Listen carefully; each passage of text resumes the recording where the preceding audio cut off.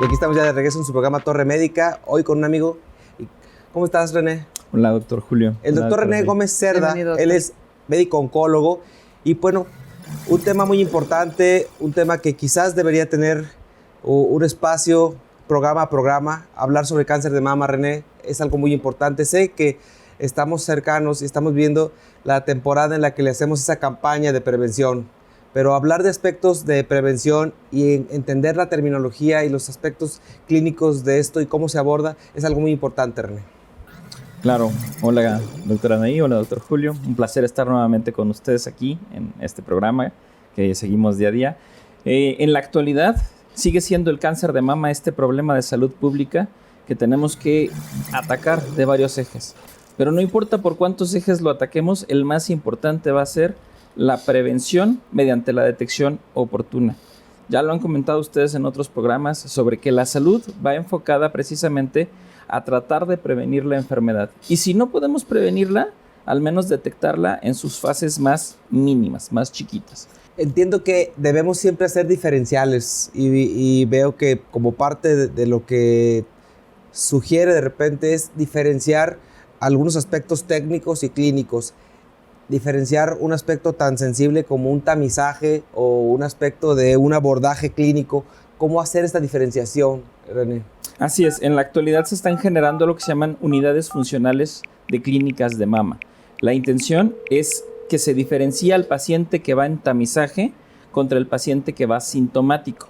El paciente que va en tamizaje es un paciente que requiere un estudio en donde no tiene o no hay ningún síntoma. Y el paciente que requiere un estudio de un paciente sintomático es aquel que requiere una ruta rápida. Se están desarrollando a nivel nacional oportunidades como Carril Rosa, Alerta Rosa, Ruta Rosa, programas que buscan a estas mujeres que tienen un síntoma. Y estos síntomas van desde que ya le salió la bolita, el pezón está con alguna secreción, tiene dolor en la mama, cualquiera que sea el síntoma, inclusive hasta subjetivo de decir, tengo la sospecha, doctor, se le debe dar un canal de atención. Y sin embargo, el otro es el paciente del tamizaje.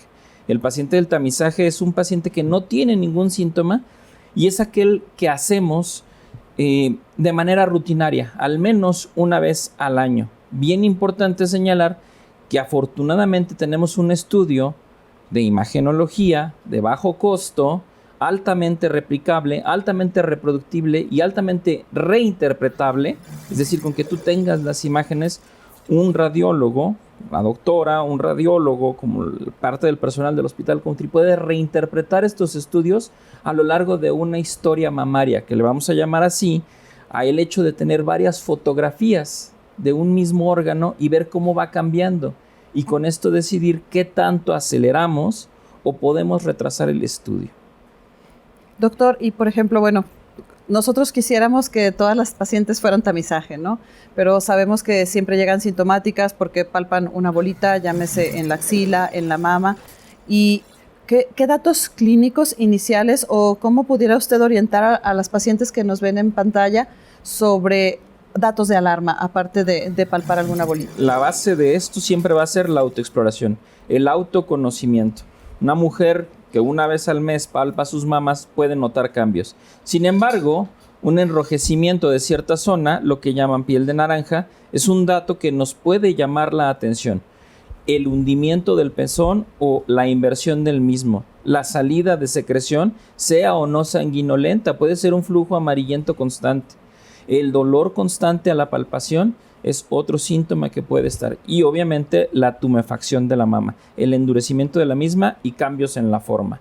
Sin lugar a dudas llega la pregunta a nosotros como médicos en el ámbito de nuestra especialidad, y tanto a Anaí como a mí nos pasa mucho que nos hacen la consulta de cuándo y si debe hacerse o no una paciente una biopsia. Es una pregunta muy crucial que de repente a las familias, pero en especial a las pacientes, les genera mucha controversia. ¿Cuándo una paciente tiene que priorizar una biopsia de mama? Los síntomas que acabamos de hablar nos dicen cuándo se debe de hacer una biopsia. Y la imagen característica en la mamografía, cuando ya se tiene arriba de un VIRATS 4, que nos lo detallarán más adelante un radiólogo experto, nos dice cuándo debemos o no hacer una biopsia. el VIRAT-5 obviamente, y el VIRAT-6 es una confirmación ya de un cáncer de mama imagenológicamente que forzosa y mandatoriamente debe de ir a biopsia. También es importante cuando no hacer una biopsia, además, porque muchas veces se abusa de esto. Por eso el estudio y el paciente debe de ser valorado por un equipo multidisciplinario.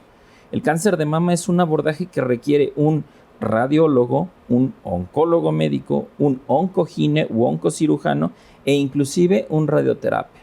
Si estas personas no intervienen en el abordaje de la patología mamaria, no podemos tener la certeza de que se vayan a llevar en los tiempos y momentos los estudios necesarios. Y muy por el contrario, se puede abusar de excisiones mamarias, de biopsias o de otros estudios que no están indicados. También es bien importante recordar que los estudios van orientados dependiendo de la edad de las pacientes. Es así que una mamografía debe de ser para las pacientes de 40 años para arriba y para las de 40 para abajo un ultrasonido.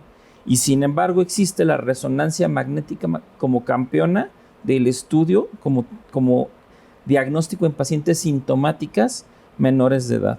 ¿Cuál es el problema de la resonancia? Que no es tanto como la mamografía, tan reproducible, tan barato y no es tan falto de molestia para la paciente.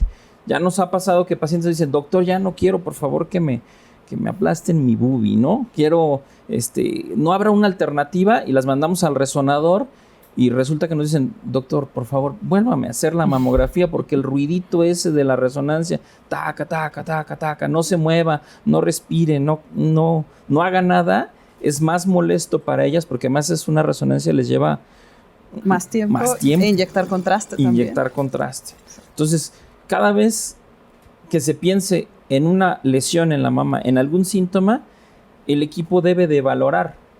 Las unidades funcionales de clínica de mama son algo que se está desarrollando en muchos hospitales, tanto en lo privado como en lo público, y nos van a llevar poco a poco a tratamientos más certeros, menos cruentos e inclusive con posibilidades de conservar más mamas cada vez. Doctor, platíquenos un poquito sobre los factores de riesgo. A mí me tocan muchas pacientes que dicen, bueno, no tengo antecedentes, nadie en mi familia tiene cáncer de mama, pero ya sabemos que esto ya no es una regla nada más.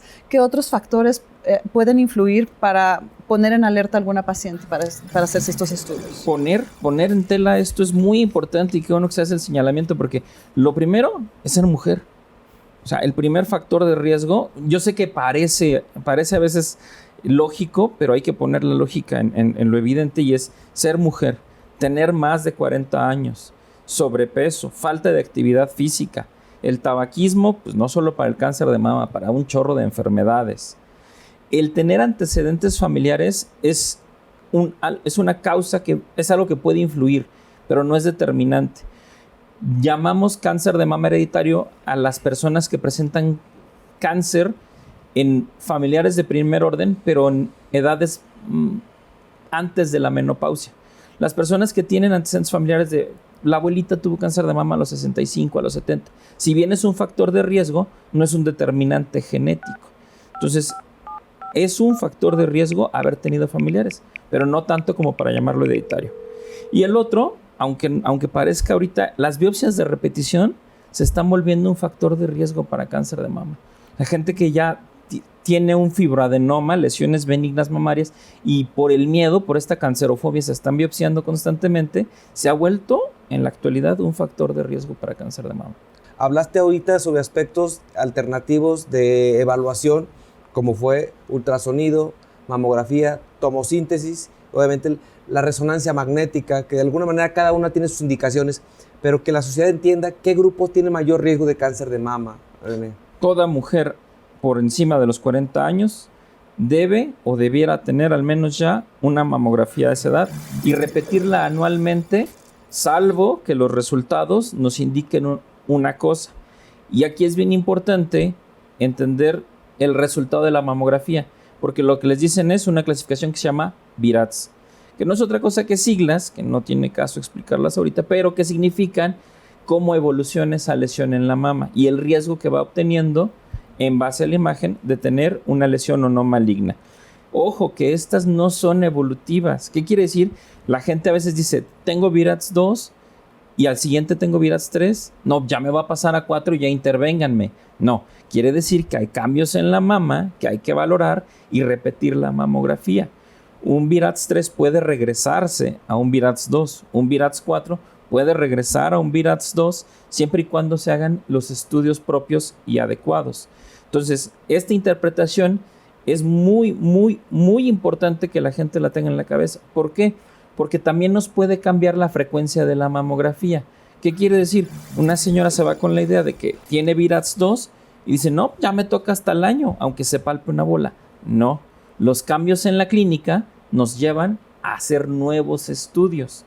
Entonces, una paciente que tiene VIRATS 2, pero a los 3 meses nota una bolita, debe de reintervenirse con un estudio diagnóstico. Esa parte que acabas de tocar, existe ya un segmento social que se ha dado a la labor de repente autointerpretar sus estudios, hacérselos porque los proponen en algunos gabinetes y de repente la autointerpretación no es lo más recomendable para ti que lo estás viendo en pantalla. Yo creo que el hacer el estudio y aprender a hacer una clasificación sobre algo que puede ser con un comportamiento maligno o no maligno, yo creo que debemos de hacerle llegar ese estudio al especialista para que tenga todo ese sustento clínico y la recomendación que en un momento dado puede decirle que en 6 meses hay que repetir este estudio y estar monitoreando, y la autoexploración, que esto va permanentemente como parte de la cultura que la dama debe tener en monitorear los cambios físicos, anatómicos y obviamente en la textura de la piel de la mujer, son muy importantes.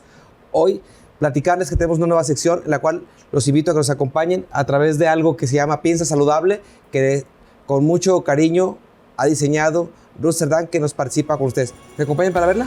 Gracias. Vamos con Ruth.